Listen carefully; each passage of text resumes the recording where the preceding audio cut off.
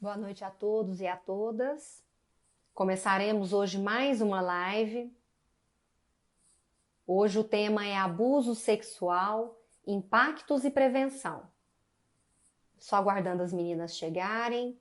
Hoje nós teremos uma convidada muito especial, que é a Sara Martins, e vamos falar sobre abuso sexual. Um tema extremamente importante e que pode causar muitos impactos na vida e na sexualidade das pessoas. Olá, tudo bom, Renata? Tudo bom? Tudo Oi, Ana. jóia. Oi! Tudo bom? Olá, Boa meninas, tudo Boa noite. bem? Boa noite. noite. Só aguardando aqui a Sara. Eu vi que ela já entrou. Ótimo. Oi, Estamos Sara, tudo bom? Olá, tudo boa bom? noite. Oi, Sara, seja Que bem-vinda. Obrigada, gente. Que prazer, viu, estar com vocês. Que O bom. prazer é todo nosso, Todo Sara. nosso. Hoje nós vamos falar sobre abuso sexual, impactos e prevenção com uma convidada especialíssima, que é a Sara Martins, do projeto Família e Sexualidade. Sara, se apresente um pouquinho, fale um pouquinho do seu trabalho. Tem muita gente aqui que às vezes, não te conhece. Que bom, pessoal. Obrigada pelo convite. É tão bom a gente poder receber um convite de pessoas que a gente admira tanto, né? Então, estou bem lisonjeada e muito feliz de poder estar falando desse tema que agora, na pandemia, passa a ser muito mais preocupante do que já era, né? Porque a gente sabe que nesse contexto da violência, da ofensa sexual, o meio familiar é o maior problema, né? Então, eu tentei unir, né, essas duas áreas de atuação, que eu sou terapeuta familiar e sexóloga, então, juntando isso, né, eu trabalho dentro da visão familiar, também da visão sistêmica, a questão do abuso sexual, e juntando isso também com as consequências também para a vida sexual do adulto, né, e para os relacionamentos também. E tenho já há alguns anos, né, trabalhado nessa área, agora um pouco menos, mas já estive muito ativamente, não só ajudando pessoas vitimizadas pelo abuso sexual, mas também ajudando profissionais a se capacitarem para a prevenção no dia a dia, principalmente no contexto da saúde e da escola, né, os educadores. E desenvolvimento de projetos, desenvolvimento de cartilha educativa nesse sentido. Então, é um tema que realmente mexe, né, com a gente, mexe nesse desejo mesmo que a gente tem de, com o nosso conhecimento, poder ajudar pessoas. Então, eu falo que esse tema é a menina dos meus olhos, porque a gente sabe que a prevenção, sem dúvida, é o melhor remédio, né? Exatamente. E realmente é um tema que mexe até com nós, como profissionais, né? Porque realmente gera um impacto imenso na vida das pessoas, né? É mais comum a gente ver mulheres, mas também acontece com homens, né? Na infância. E realmente a gente vê, às vezes, a vida fica toda comprometida, principalmente quando essa mulher não tem nem coragem de buscar ajuda, porque às vezes eu, como médica, sou a primeira pessoa a ouvir e essa mulher diz que nunca contou para ninguém. E às vezes a gente não tem nem como trabalhar especificamente a sexualidade, tamanho sofrimento que gera e que precisa ainda ser trabalhada essas questões, né? E aí a gente tem um importante papel também de falar na prevenção, né? Porque não adianta a gente só ficar, como eu já até ouvi você falar, só apoiando, Remediando. claro, recebendo essas pessoas que sofreram isso, mas a gente tem que agir também no outro lado, porque exatamente uma pessoa que sofre um abuso, ela tem mais chance também de cometer um abuso. Então a gente tem que ter esse olhar de prevenção para quebrar esse ciclo, né, tão ruim. É verdade. É isso que você está trazendo, é que a gente chama até de trauma vicariante, que é quando você ouve as histórias, o próprio profissional que ouve as histórias pode ser traumatizado. Então, é importante o profissional também se capacitar um pouco, estudar um pouco, se preparar um pouco para receber essas pessoas, porque o próprio relato das pessoas pode traumatizar também o profissional e passa muito pela nossa própria sexualidade, porque a gente sabe que os dados que nós temos, eles são totalmente irreais, né? São 500 mil, vamos falar só de abuso sexual infanto-juvenil, 500 mil vítimas por ano, mas isso é o que é levado à denúncia, né? A gente sabe que dentro do sistema familiar, o abuso sexual ele é tido como segredo de família. Uhum. E temos as estatísticas, mas nós sabemos que a grande maioria da população já vivenciou algum tipo de abuso sexual. E aí é interessante porque mesmo nós profissionais da área da sexualidade, às vezes recebemos alguém que tem todos os traços, vários sintomas, indícios de abuso sexual, mas ela nunca percebeu que aquilo que ela viveu traumatizou, que aquilo que ela viveu é abuso sexual. Porque nós, na nossa cultura, principalmente na cultura brasileira, em várias, mas a nossa, muito mais, a gente não sabe o que é abuso sexual, porque, inclusive, esse nome, abuso, é uma referência a algo que a gente pode usar, mas que não pode abusar. Então, a gente tem falado realmente o termo, né? Que o termo jurídico é violência sexual, temos ofensa sexual, que é algo que ofende a dignidade sexual da pessoa, independente de qual ação que foi. Então, a gente liga muito o abuso à penetração, à violência física, mas o abuso emocional, psicológico, ele pode trazer muito mais danos para a pessoa do que o próprio contato físico. Então, nós precisamos, enquanto profissionais também, falar, mostrar para a sociedade, para a população, o que é abuso sexual, o que é ofensa sexual. Porque as famílias têm padrões de comportamento abusivos, né? Na maioria das vezes, a gente não sabe o que é essas formas. Então, as pessoas que chegam também com sintomas de abuso, elas também, muitas vezes, não... Primeiro que não se lembram, porque normalmente, quando é na infância, é feito ainda lá na primeira infância, antes dos 7 anos, que a gente não tem uma lembrança muito vívida do que acontece, aí fica só, eu acho que aconteceu, parece que é uma cena que eu vi, não sei se foi comigo, porque é muito pequenininho, né?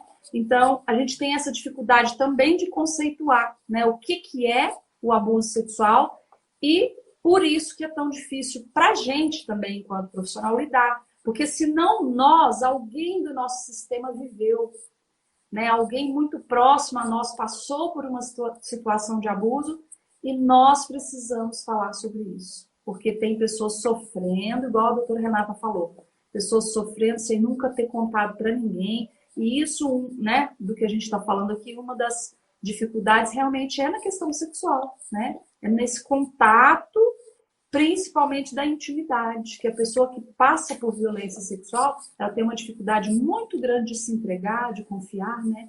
Então, são muitas questões que nós precisamos olhar. Ô, Sara, é impressionante, assim, as pessoas talvez não tenham essa dimensão da repercussão que algum tipo de abuso, que seja na infância, na adolescência, pode levar ao longo da sua vida. Eu tenho pacientes aqui, diversos pacientes que trazem, assim, às vezes, uma fala de um pai, uma fala de uma mãe. Não foi o abuso físico, né? Alguma frase, assim, que entrou ali na cabecinha daquela criança e construiu algum bloqueio que isso gera ali, repercute ao longo da vida. E às vezes aparece em um momento específico e até a pessoa linkar uma coisa com a outra, às vezes não é muito fácil. E eu tive alguns pacientes também que sofreram aquelas janelas de esquecimento. Sofreram abuso, passaram anos sem saber o que estava acontecendo, sem lembrar, sofriam na relação sexual, não se entregavam, até que com terapia, com alguns outros recursos, despertam para lembrar de uma vivência muito negativa. Então, se apresenta de várias formas, né, na vida da pessoa. E a gente poder falar disso para as pessoas, para poder criar essa percepção, de se olhar e entender, será que aconteceu alguma coisa? Por onde está vindo essa dor, esse desconforto, essa falta de confiança, essa falta de entrega? Porque é muito sério e é muito comum, infelizmente. A pessoa que sofreu abuso não se comunica, não fala, tem vergonha de contar. Mas quando ela supera, que ela compartilha, ela vê que muita gente perto dela também já viveu. E isso diminui um pouco, né, o impacto para ela daquela dor. E hoje eu ouvi uma fala de uma paciente assim, que ela tem vergonha, porque na época ela sentia prazer, como criança, né, no abuso. E que aquilo é muito sofrido para ela, como se aquilo fosse uma culpa muito grande que ela carrega. Então eu queria que você falasse um pouco disso, porque tem tanta coisa que dá vontade de pegar você, Sara, e falar. É verdade, você foi falando e eu fui falando, nossa, tem isso, tem isso. Mas assim, quando a gente fala dessa dissociação, né, que a gente chama de dissociação, a pessoa realmente faz o próprio cérebro, na tentativa de proteger a pessoa do sofrimento, porque o nosso cérebro é tão inteligente que ele busca fugir da dor, né? Então, a gente dissocia, né, as emoções das lembranças, aquilo fica guardadinho, escondido, que é um mecanismo de dar conta de lidar e sobreviver àquela dor. Principalmente por causa do contexto familiar, porque 90%, em média, né, as estimativas, como eu já falei, são falhas, mas a gente sabe que a grande maioria de abuso acontece no contexto intrafamiliar. Então, normalmente, aquilo que a gente chama de duplo vínculo é o que mais destrói eu costumo dizer assim, como a criança está sendo formatada, o abuso sexual vem e desformata, sabe? Causa um erro ali cognitivo que a criança, a partir dali, começa a construir a sua vida em cima daquilo, né? Então, por causa do contexto familiar, esse duplo vínculo é o seguinte: é a pessoa que eu mais confio, é a pessoa que deveria me proteger, que eu mais amo, é meu papai, é minha mamãe, minha vovó, que deveria estar cuidando de mim, mas ao mesmo tempo é uma pessoa que me fere. Então, esse duplo vínculo, falando do esquecimento, é algo que a gente constrói para dar conta, né, de sobreviver.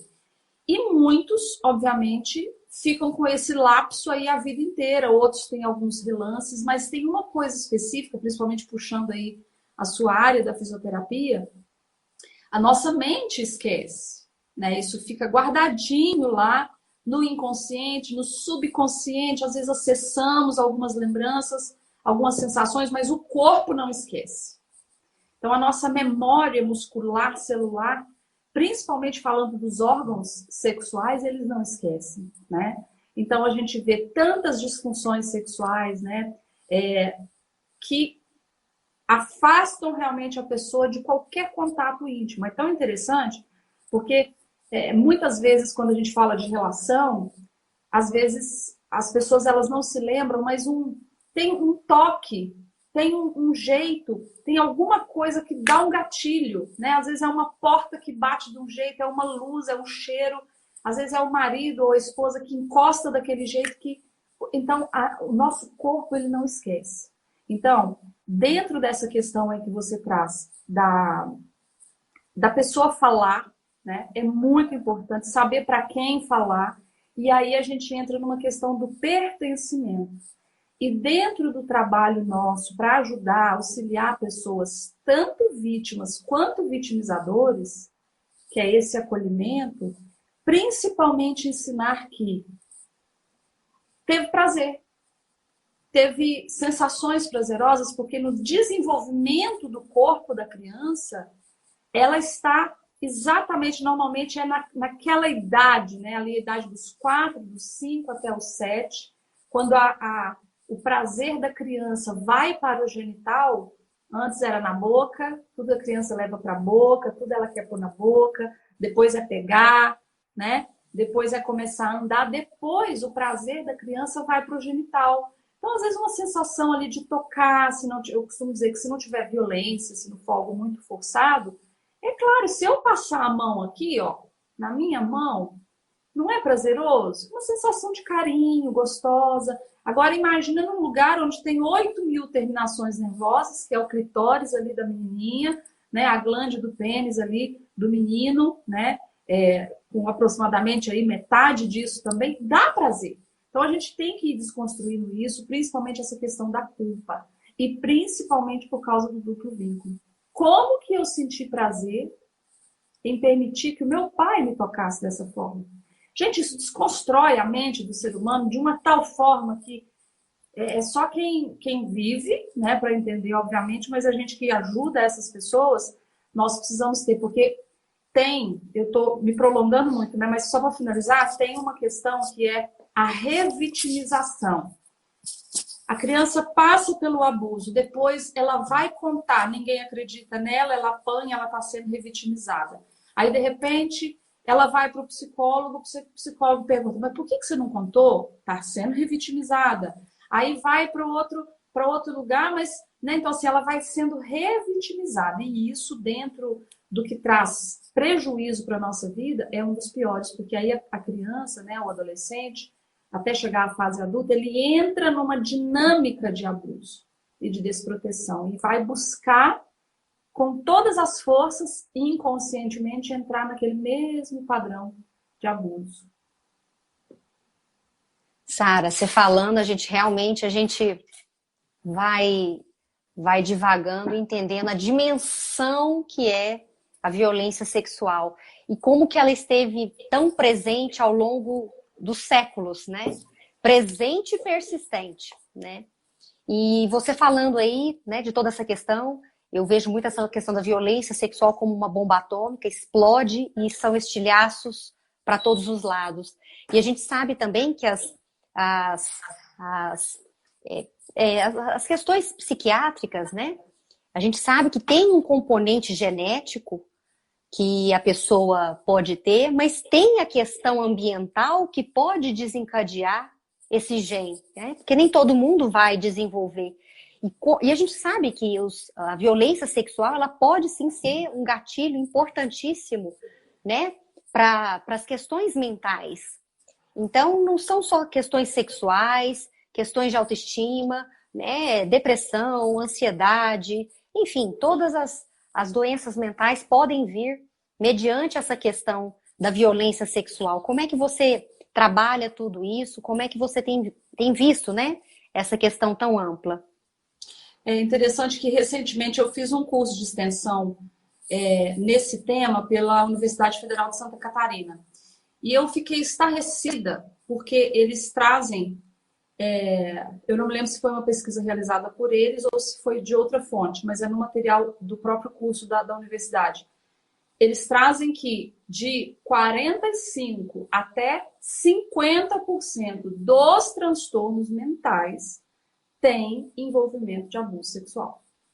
Então, nós estamos falando de casos assim, se a gente pegar, se nós pegarmos isso como uma verdade, né, um fato, nós estamos falando de metade da população que tem algum tipo de transtorno mental. Então, é um trauma muito grande, principalmente nessa fase de construção, né, que a criança está sendo construída. A própria fase da adolescência, em qualquer fase, isso é muito traumático. Mas tem alguns fatores que a gente precisa observar, porque nem todo ato abusivo vai gerar um trauma, não necessariamente, mas a maioria das vezes gera, né? E normalmente é feito nessas idades em que a personalidade, tudo que envolve o ser da pessoa está sendo construído. Então, isso altera, sim, o cérebro, altera as questões cognitivas, altera o corpo físico, né? Então, de fato, o que a gente mais vê dentro dos transtornos, de todo processo que, de alguma forma, pode gerar um gatilho, a gente vê que isso são só sintomas de algo que está lá atrás, né? Então, faz muito sentido isso que você está falando. E essa pesquisa eu fiquei estarrecida, né? Então, a gente está falando aí de mais ou menos 50% dos casos de algum sofrimento, né? Psiquiátrico, psicoemocional, tem ali uma raiz no abuso mesmo. Ô, Sara, eu, como mãe, tô com meu coração minúsculo. Toda vez que chega uma situação aqui no consultório, mexe muito, né? Eu acho que qualquer pessoa, mas com quem é mãe, eu acho que mexe mais um pouco, né? E eu queria saber de você, como é que você tem orientado as famílias? O que é que você tem para compartilhar para a gente? Como é que a gente pode se resguardar, alertar assim, as famílias para a gente ter um olhar mais zeloso pelos nossos filhos nesse sentido também? Sem querer É, tocar terror, né? Que é a nossa ideia. Mas claro. é que a gente realmente tente ter esse olhar mesmo e resguardá-los. Você falou algo tão importante que tem algumas pesquisas que falam que os próprios profissionais da saúde, enfim, profissionais que de alguma forma lidam com essas demandas, eles não querem tocar no assunto, eles não querem lidar com isso, principalmente porque são pais.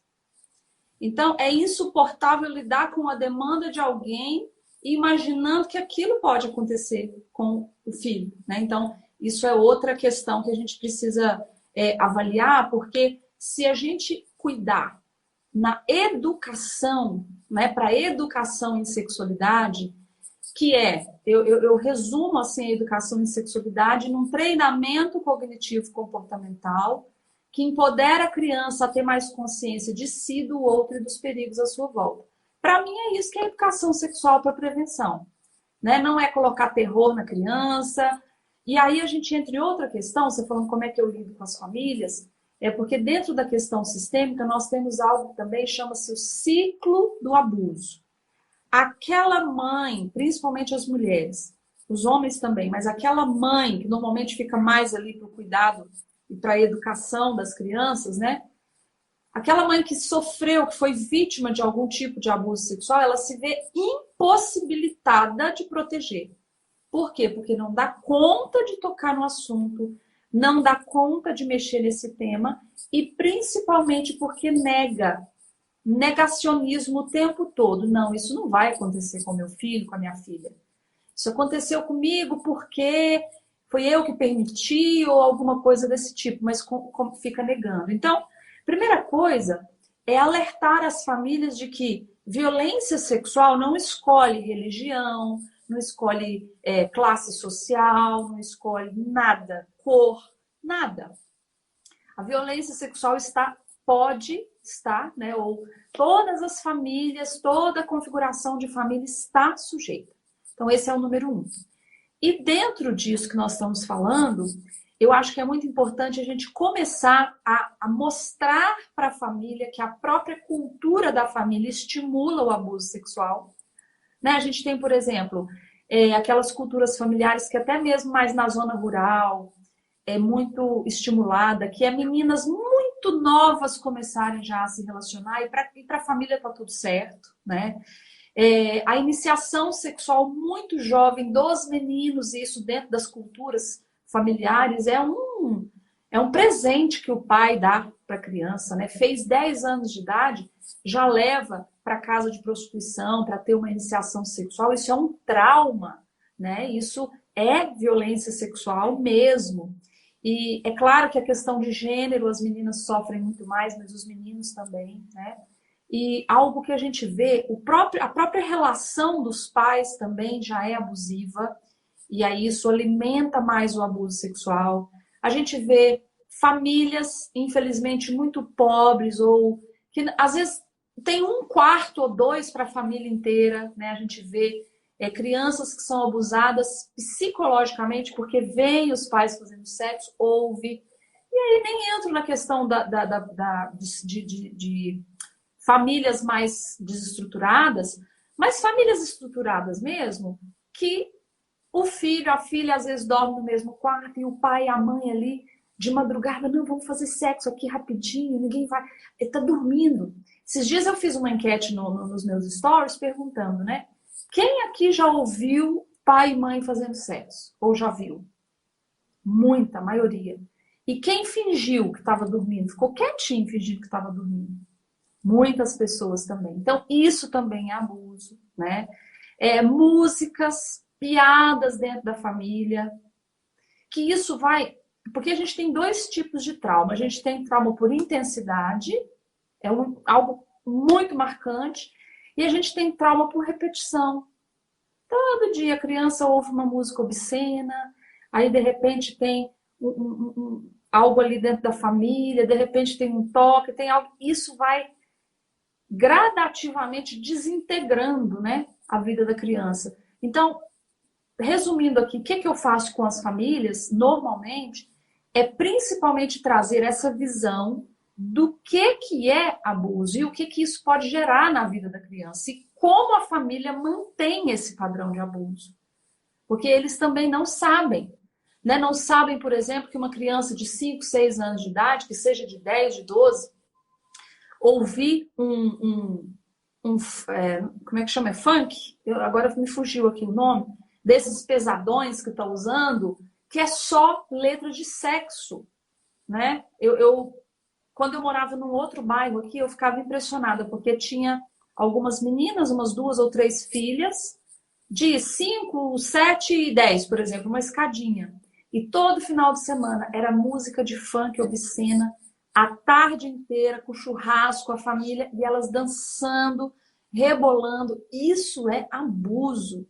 Então, toda forma de conduta do adulto ou de adolescentes também para crianças, porque adolescentes também abusam, né? É considerado abuso. Tudo que faz a criança sair vamos dizer assim, da inocência dela e é acrescentado conteúdo, conhecimento que ela não está preparada para lidar ou ela não deveria estar tendo contato é abuso. Então a gente tem que alertar as famílias para essas formas de abuso.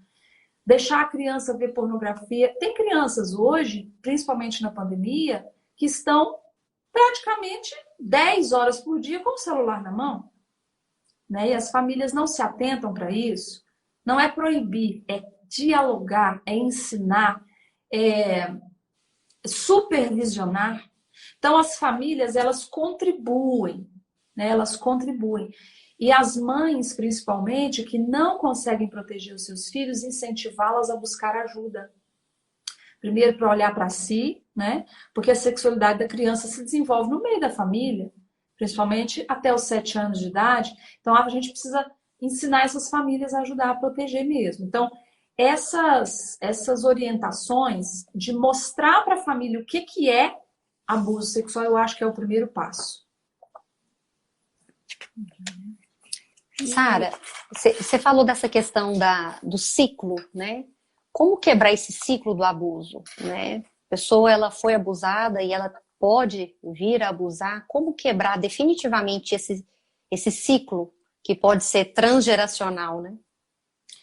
Aí 2 coisas me ocorrem. A gente tem isso aqui que eu estou falando, que é a pessoa buscar ajuda para dar conta de lidar com isso e proteger as próximas gerações, né? Porque é uma dor tão grande que às vezes aquela mulher carrega em silêncio, né? A vida toda, o homem também.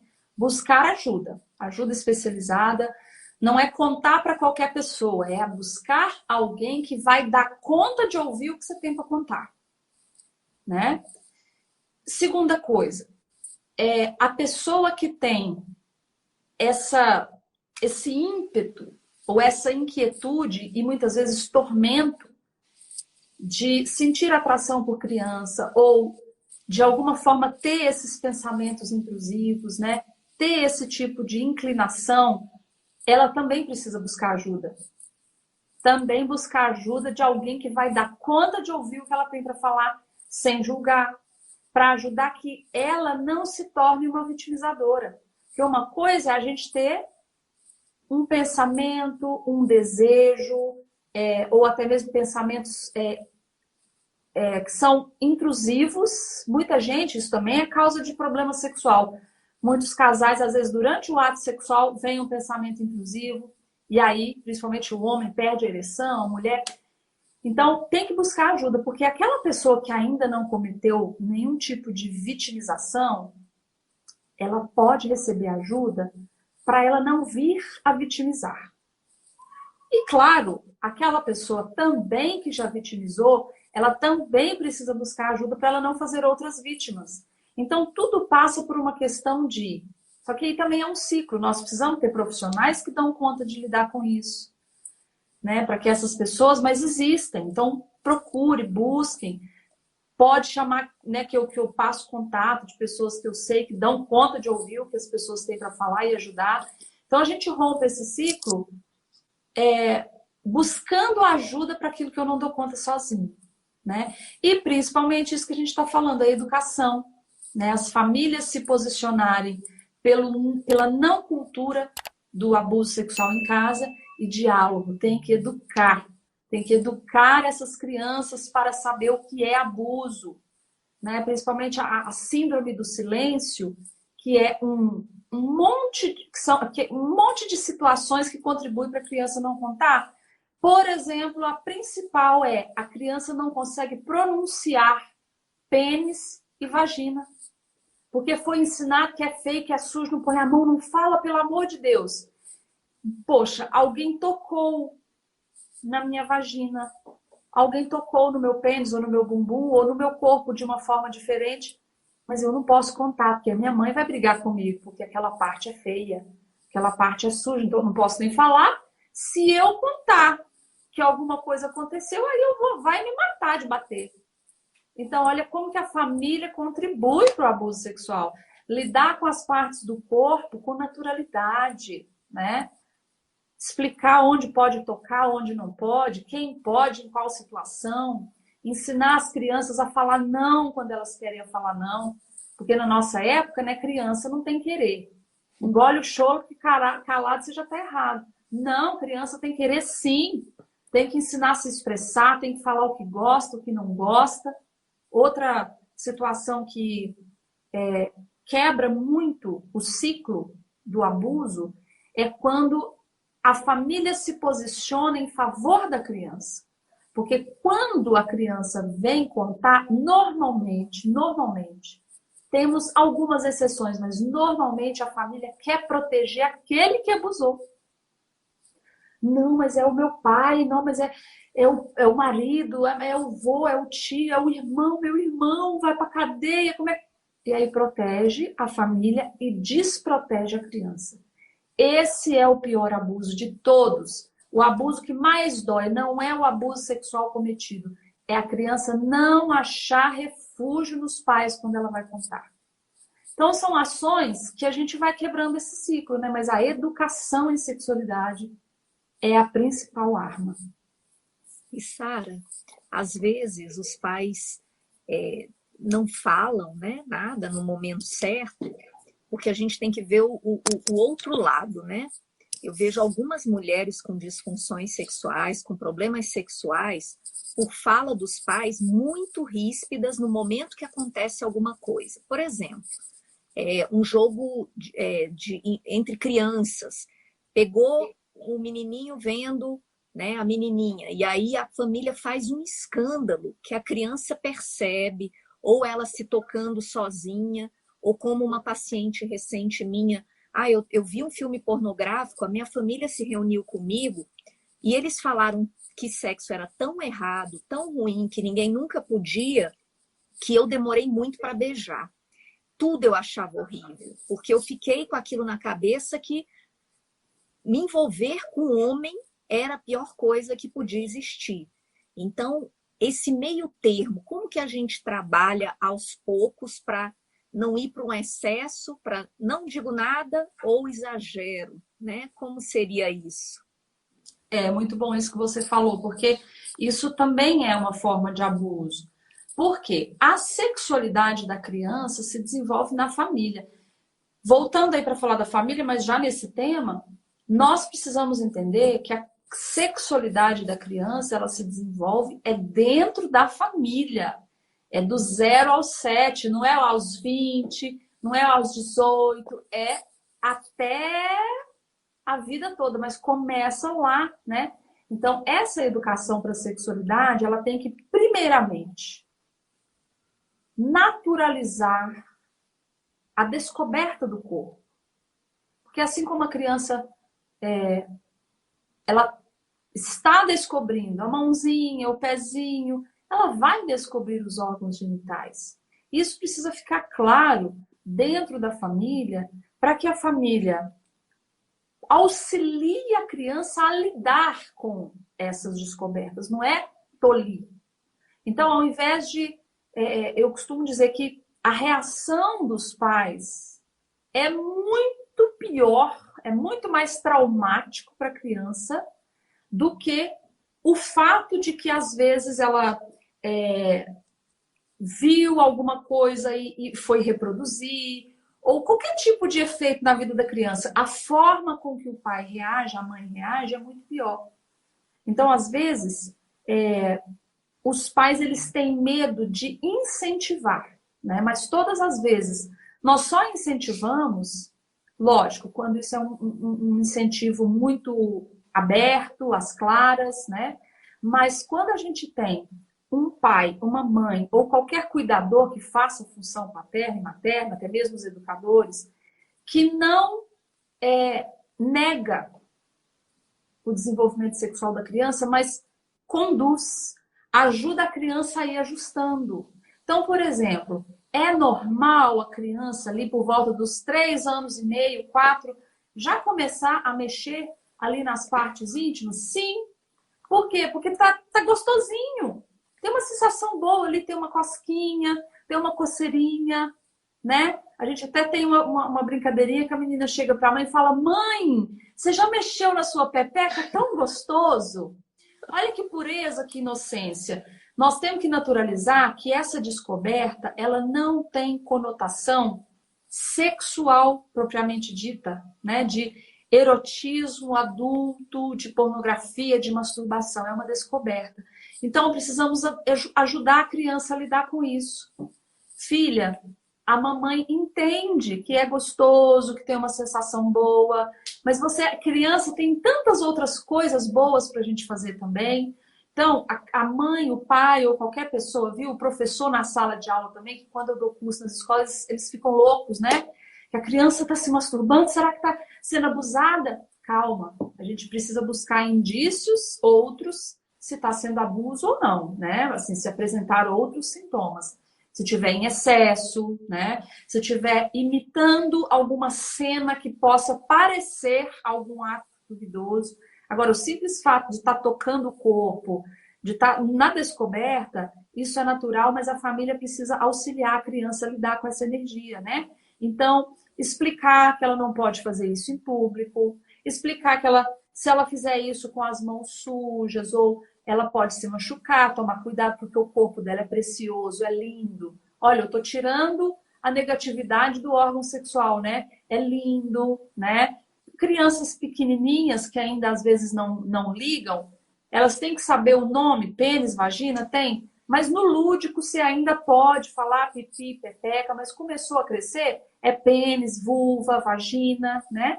Dá os nomes e principalmente você tem outras coisas mais legais para fazer. Vê que a criança tá. Esses dias eu estava com o meu sobrinho no colo, olha que interessante, ele está com 5 anos. Estava com o meu sobrinho no colo, com um tablet, ele assistindo um desenho, gente, comigo, tipo assim, galinha pintadinha, sei lá o quê. E mexendo no pipi, assim, ó. Rolava ele pra cá e pra cá, pra lá e pra cá. E eu olhei assim na cuequinha dele e vi que tava durinho. Aí o que eu fiz? Isaac, olha lá que legal, e vamos brincar com aquilo ali. Pronto! Ele levantou, veio brincar comigo na maior alegria.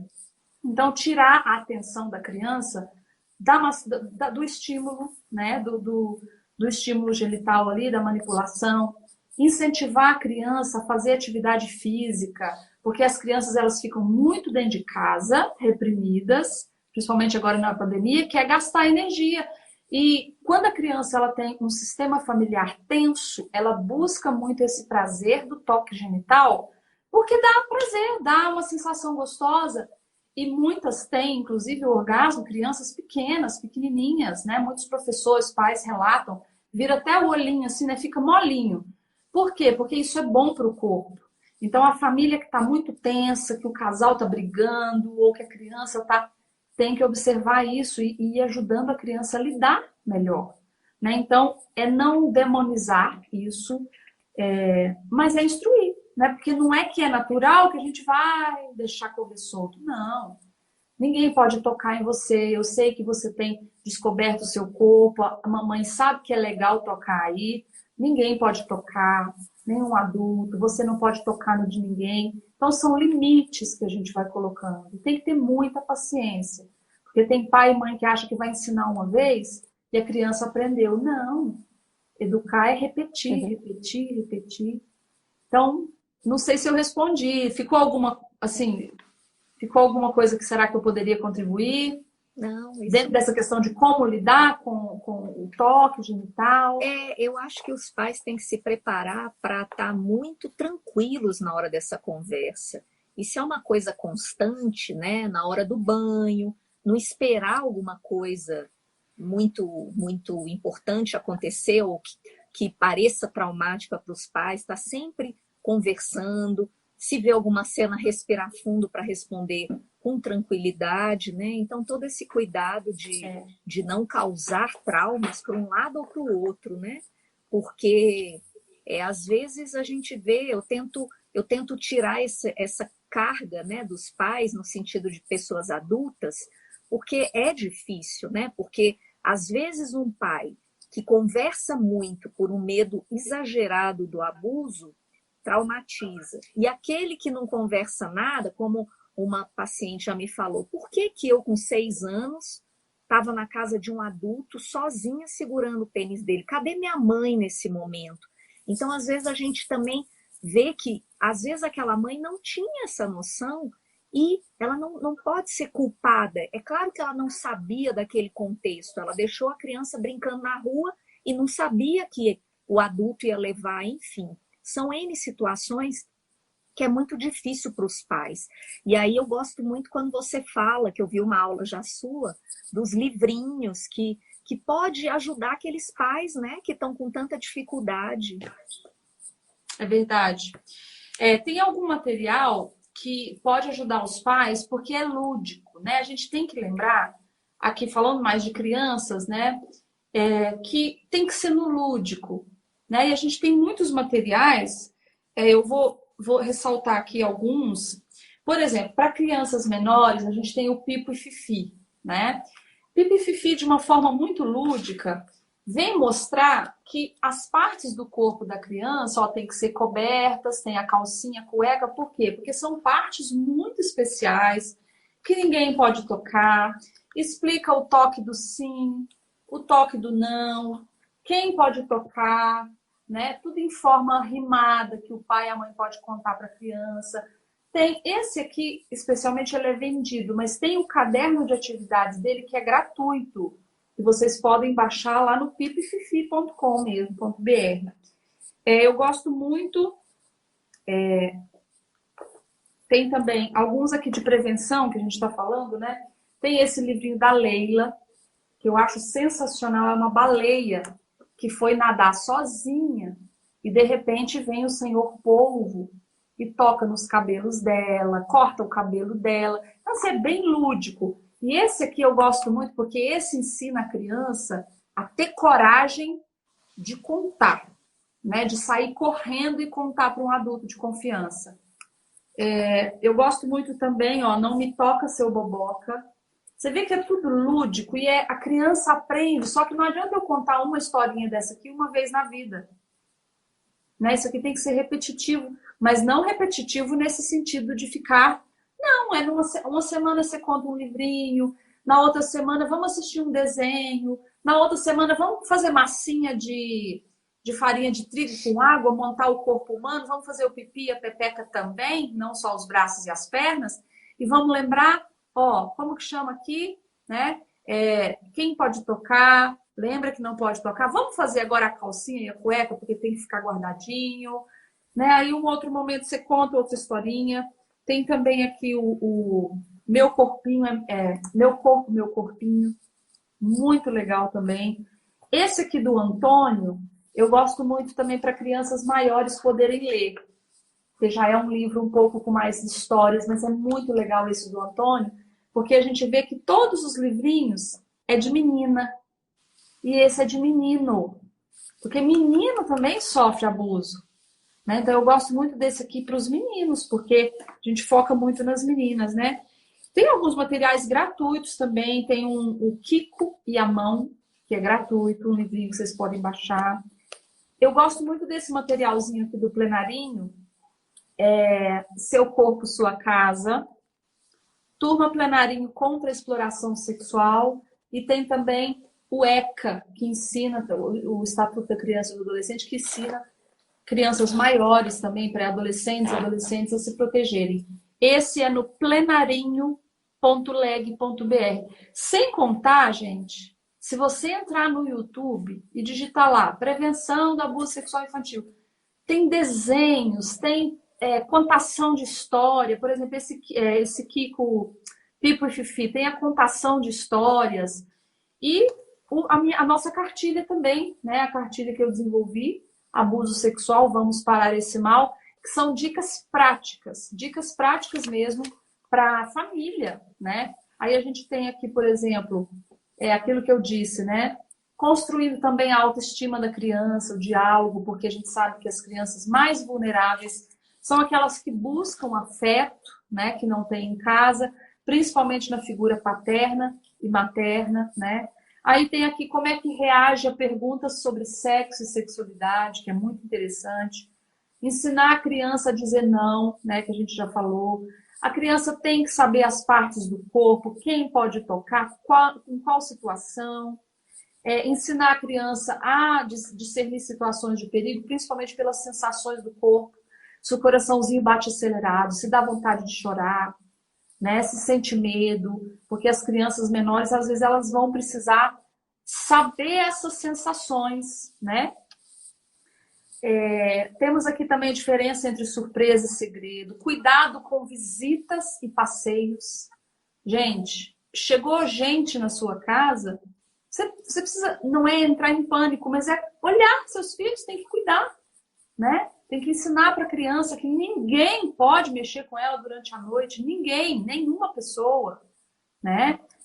Cuidados com visitas e passeios, cuidados com tecnologia, internet e muitas dicas gerais, mudança de comportamento. Esse aqui é gratuito também, gente, lá, facex.com.br, tá? Então, assim, tem muito material, só que os pais, eles têm medo de buscar.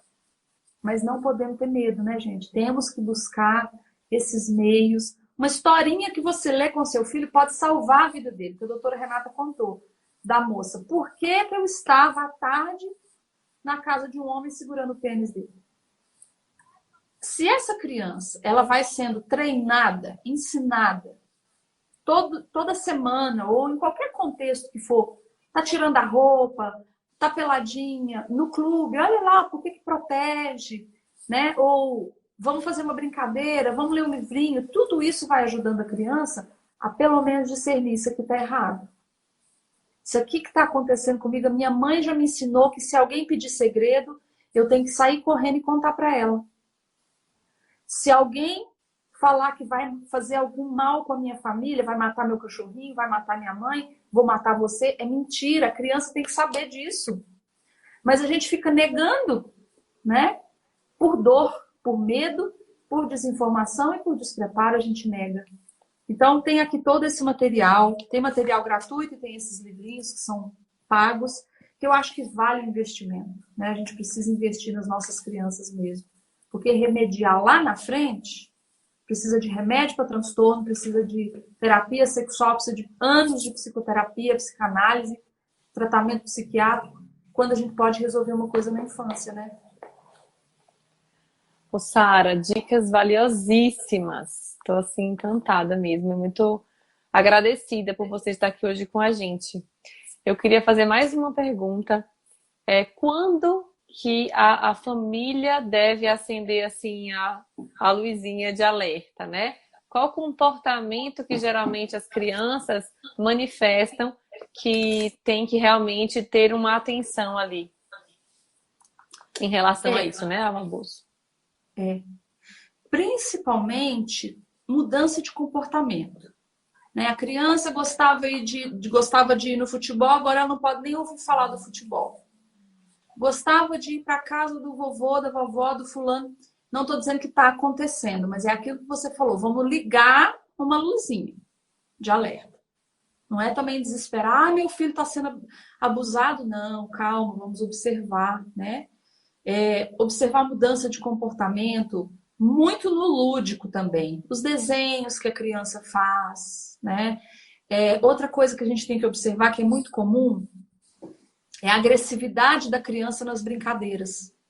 Porque como ela não pode, ela não consegue muitas vezes falar, brigar com o pai ou com a pessoa que está abusando, ela não consegue reagir, porque por causa do duplo vínculo, é alguém maior que deveria me proteger. Então, como que eu vou falar ou vou jogar uma agressividade, falar que eu estou nervoso, que eu estou triste?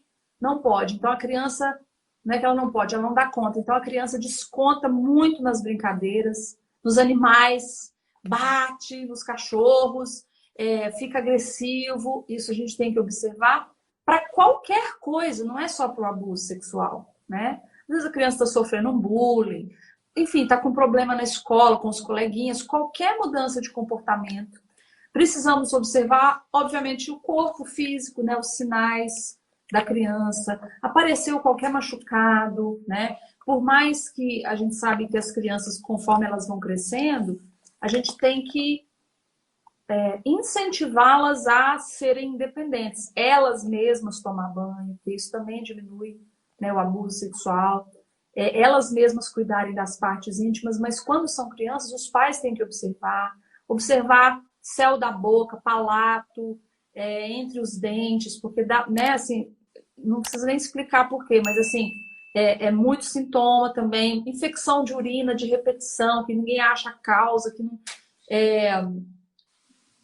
muitos sintomas no corpo físico de infecções sexualmente transmissíveis, tudo isso a gente tem que observar, né? Agora, o básico é que a criança fala sem falar, né?